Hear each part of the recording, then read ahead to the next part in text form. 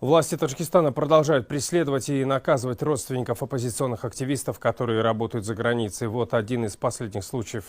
Брата активиста Абдухалила Восиева Абдурахима в январе 2017 года за открытую критику властей сначала похитили из России, а потом осудили на 23 года. Как рассказал нам в интервью Абдухалил, 1,5 года назад Абдурахиму и к уже имевшемуся сроку добавили еще 7 лет. За что именно, неизвестно. Однако Абдухалил Восиев предположил, что срок его брата увеличили из-за участия Абдухалила в акциях протеста против визита Эмомали Рахмона в Берлин в сентябре 2023 года.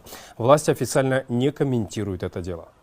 Недавно мне сообщили, что брата перевели из Вагдадской колонии в столичный СИЗО-1. Это произошло 1,5 года назад. Тот, кто сообщил мне эту новость, общался с моим братом. Через него брат передал мне, чтобы я не выступал против правительства. По его словам, каждый раз, когда я выступаю, его пытают в тюрьме. Еще сообщил, что к его текущему сроку добавили еще 7 лет. В связи с этим я прошу у ООН и международных правозащитных организаций выяснить у властей Таджикистана, почему моему брату добавили срок. Правительство заявляет, что Таджикистан – это демократическое и правовое государство. Но почему, когда я критикую власть, они в отместку наказывают и пытают моего брата? Не говоря уже о том, что они непрерывно вызывают мою мать для непонятных незаконных допросов. С момента, когда Рахмона закидали яйцами в Берлине, у меня полностью прервалась связь с родными. Я не могу получить от родственников никакой информации. Мою мать после акции в Берлине развернули в аэропорту, когда та собиралась в хадж. Столько давления на моих родственников, что я хочу, чтобы об этом знало мировое сообщество. Абдурахим Восиев являлся членом организации «Молодежь за возрождение Таджикистана». Об этой организации впервые стало известно в 2014 году после проведения ряда митингов в российских городах. Власти Таджикистана считают, что она связана с оппозиционным движением «Группа-24».